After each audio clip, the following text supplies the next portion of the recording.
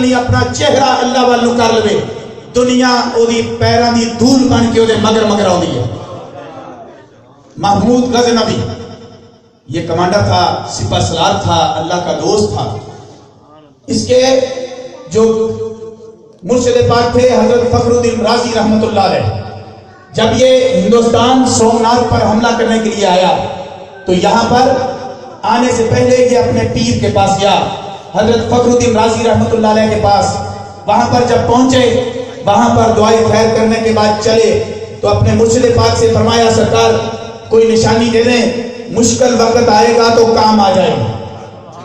حضرت فخر الدین رازی رحمت اللہ علیہ نے اپنا جبہ اتار کر دے دیا کہ بیٹا یہ لے جاؤ، اللہ کرم کرے گا. یہاں پر آ گئے، سومناتھ پر 16 حملے کیے لیکن سومناتھ فتح نہ ہوا. تاریخ کا اصل فرشتہ ہندوستان کی ہسٹری پر یہ 2 جلدوں پر تاریخ لکھی ہوئی، سب سے معتبر تاریخ ہے یہ ہندوستان کی، جس پر پوری ہسٹری لکھی ہوئی.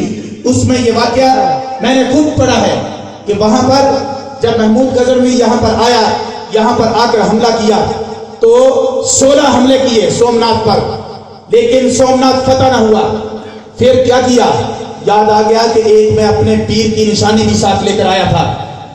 وضو کیا، مسلے پہ بیٹھ گیا، اپنے پیر کا جبہ سامنے رکھا اور دعا کی.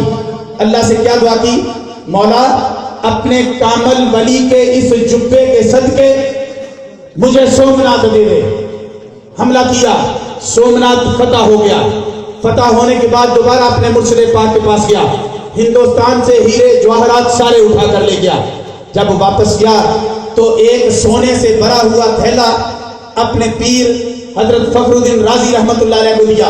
حضرت فخر الدین رازی رحمت اللہ علیہ نے فرمایا بیٹا یہ میرے کام کی چیز نہیں، تو لے جا، میرے کام آئے گی. اصرار کیا، پیر تھا.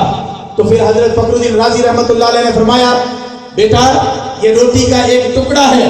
انہوں نے جیب میں ہاتھ ڈالا، پتہ نہیں کتنا پرانا روٹی کا سخت ٹکڑا نکال کر محمود غزنوی کو دیا کہ یہ تم کھا لو، اگر یہ تیرے حلق سے نیچے اتر گئی تو تیرا یہ اشرفیوں کا تھیلا میں رکھ لوں گا. محمود غزنوی بادشاہ تھا، چباتا رہا منہ میں ڈال کر، حلق سے نیچے نہیں گئی.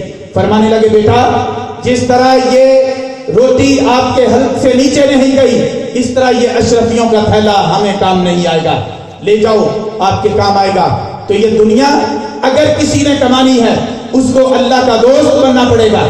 دیکھیں جہانگیر کا مقبرہ لاہور میں، دیکھیں حضرت داتا گنج بخش حجویری رحمت اللہ علیہ کا مزار شریف، دیکھیں 18 کروڑ روپیہ ہر سال گلوں سے حکومت جمع کرتی ہے.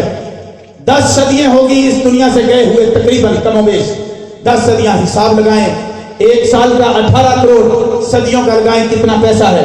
اگر دنیا کمانی ہے پھر بھی اللہ کا دوست بننا پڑے گا، اگر اللہ کو راضی کرنا ہے پھر بھی اللہ کا دوست بننا پڑے گا. اور دونوں طریقوں سے یہ ذکر کرنا پڑے گا. جو یہ ذکر کرے گا، حضرت صوفی برکت علی صاحب سرکار فیصل آباد والے اپنی کتاب دار الاحسان حصہ 2 میں لکھتے ہیں ایک بندہ 100 سال بیٹھا زبان سے اللہ اللہ کہتا رہے، اور ایک بندہ صرف دل سے بیٹھ کر ایک دفعہ اللہ کہہ لے، تو جو دل سے ایک دفعہ اللہ کہے گا 100 سال کے کہنے والے پر اللہ کی بارگاہ میں وہ مقبول ہو جائے گا، باری ہو جائے گا. تو اس لیے مشقتیں نہیں. ہمارے مرشد پاک سرکار نے ہمیں چلے نہیں کٹوائے، ساری راتیں جگوایا نہیں، کوئی معاملہ نہیں. صرف کہا بیٹا یہ ذکر کرتے جاؤ، معاملات آسان ہوتے جائیں گے، اللہ کے دوست بن جاؤ گے. اور میرے دادا مرشد سرکار حضرت خواجہ سیف الرحمان پیر ارچی خراسانی رضی اللہ تعالیٰ عنہ فرماتے تھے سلسلہ سیفی میں جو بندہ محبت کے ساتھ داخل ہو جائے اور پہلا سبق مل جائے وہ ولی ہے جو ہے، تو وہ ولی بن جاتا ہے. تو اس لیے محبت کے ساتھ بیٹھیں. یہ جو اللہ کے دوست بیٹھے ہوئے ہیں ان کے طرف نظریں رکھیں، دل میں اللہ اللہ زبان سے نہیں، زبان تالو کے ساتھ لگا کر، اور ساتھ ناشید سنیں.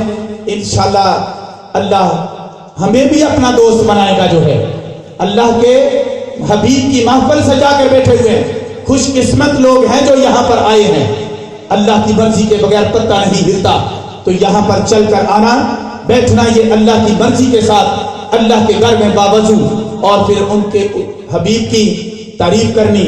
اللہ نے پورا قرآن الف لام میم سے والناس تک لکھ دیا اپنے حبیب کی مدح سرائی میں جو ہے. شان میں لکھ دیا، نعت شریف لکھ دی، پورا قرآن جو ہے ہم اسی حبیب کی جن کے لیے یہ کائنات بنائی گئی، جن کے لیے کائنات بنائی گئی، انہی کی محفل سجا کر بیٹھے ہیں، محبت کے ساتھ بیٹھے ہیں۔ میں نے پہلے ہی بتایا صرف ثواب لے کر نہیں جانا، سیکھ کر جانا ہے، بات پھر بنے گی۔ اگر صرف ثواب لے گئے تو پھر اس محفل کا حق ادا نہیں ہوگا۔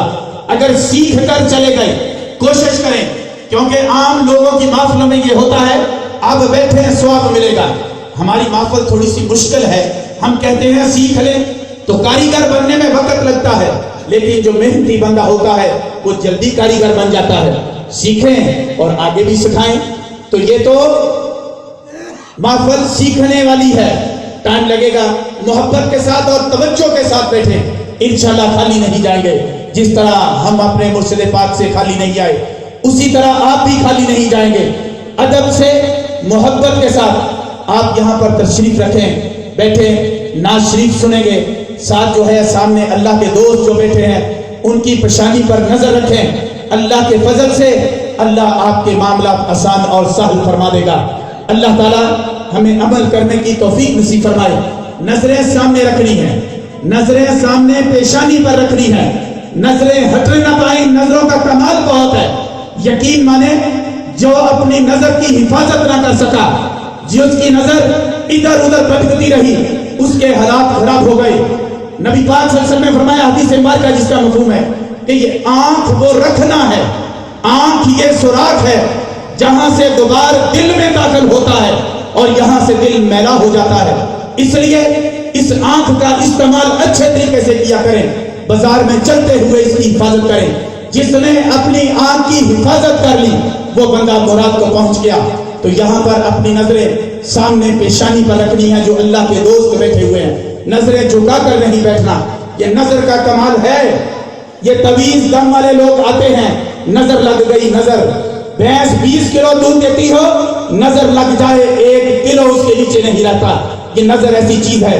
بلکہ میں صوفی برکت علی صاحب سرکار کی کتابیں پڑھ رہا تھا، اللہ کے دوست جگر داغدار کر دیتے ہیں نظر سے، اللہ کے دوست اس نظر سے وہ کام کرتے ہیں جو تیر نہیں کر سکتا۔ اللہ ہمیں اس نظر کی حفاظت کرنے اور اس کا مقام جانے کی توفیق نصیب فرمائے۔ نظریں سامنے پیشانی پر رکھنی ہے اور محبت کے ساتھ بیٹھنا ہے۔ ساتھ نعت شریف سنیں گے محمد شہباز شفیع۔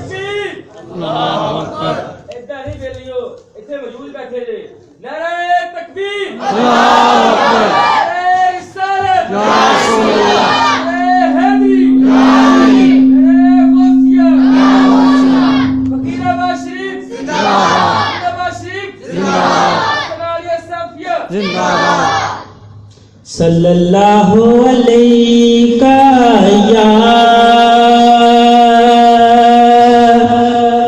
یا رسول اللہ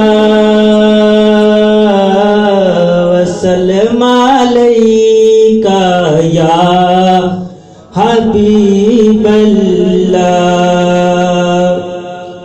دیوانے جو بھی منگتے نے میرے سرکار دے دینے، دیوانے جو بھی منگتے نے، دیوانے جو بھی منگتے نے میرے سرکار دے دینے، دیوانے جو بھی منگتے نے میرے سرکار دے